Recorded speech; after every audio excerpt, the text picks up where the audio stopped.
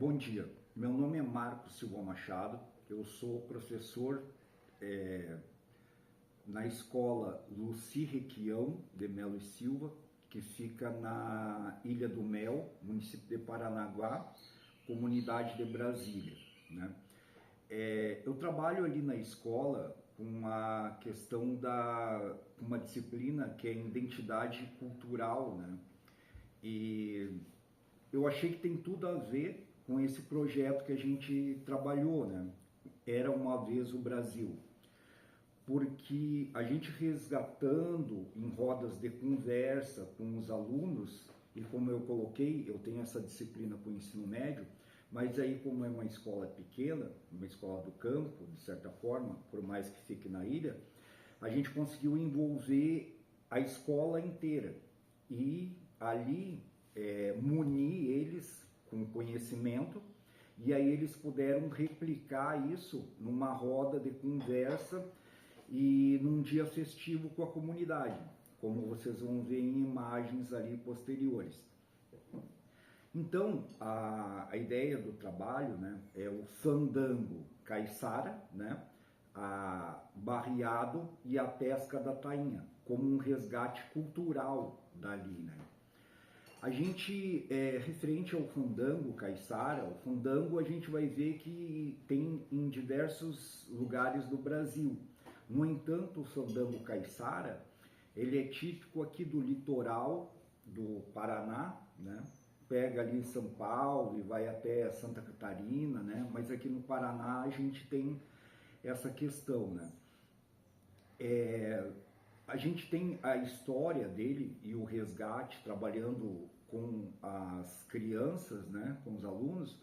A gente visitou o Museu Arqueológico de Paranaguá, né, e a gente foi atrás de alguns resgates históricos, né, e muita, de certa forma, a gente encontrou muita oralidade, né, com os mestres fandangueiros, né, que fazem essa questão do fandango, né, porque não se tem muito documento escrito, é mais uma questão oral, né, que foi passada. O que a gente conseguiu verificar que o fandango teria sido, né, na verdade ele nasceu de uma mescla de portugueses e espanhóis que vieram da Ilha da Madeira, né, de Portugal, e aí ele veio para o Brasil e se miscigenou ali com os indígenas e depois com os negros fugitivos, né, os negros de quilombola, e deu origem ao que nós temos hoje, chamamos aqui da comunidade dos caiçaras, né. E aí, esse fandango, feito com instrumentos rudimentares, né? Porque ali os caiçaras, eles não tinham muito acesso a instrumentos, né? Então, ali a gente tinha tipo um violino, que é a rabeca, como a gente vai ver na imagem, que é feita de uma madeira que é bem fácil de trabalhar, que é a cacheta, né? Então, esse fandango, ele era como uma paga, os mestres fandangueiros nos colocavam, como uma forma de pagamento, porque esse fandango, como uma festa tradicional ali, né, uma festividade, ele se dava em casas de comunidades, onde se fazia mutirão normalmente, né? Onde ia colher o arroz, né, que eles plantavam. Então era uma família só que plantava, e, por exemplo, na época da colheita, eles chamavam várias famílias, faziam ali a colheita, e à noite tinha esse fandango, como vocês vão ver, né, que era dançado com tamancas, né, feitas também dessa madeira cacheta, né. E aí um jeito de dançar acabou ficando, né? E aí escolhia o arroz, né, e fazia essa festividade.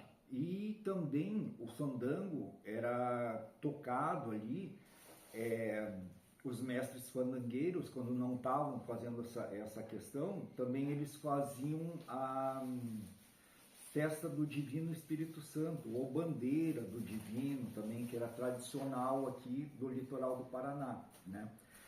E aí, por exemplo, a gente fazendo esse resgate, né, que eu levantei aqui um pouco do histórico dele,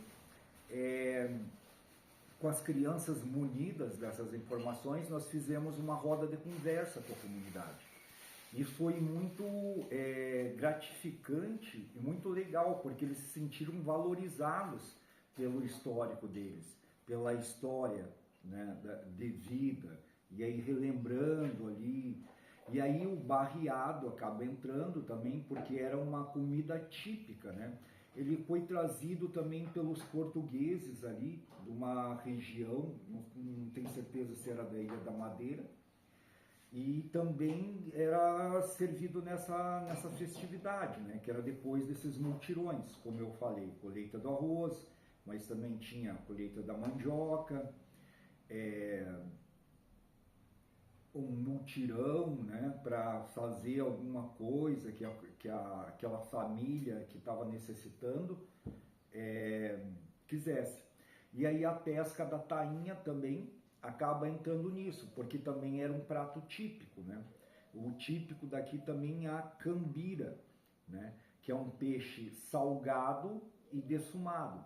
Era salgado porque tinha o costume da salga dos portugueses, e aí quando eles vieram para cá, eles salgavam, e aqui como um clima era muito tropical, né, e é tropical, tinha muito inseto, mosquito, então eles faziam uma fumaça ali para espantar os bichos, e acabou ficando típico o peixe defumado salgado.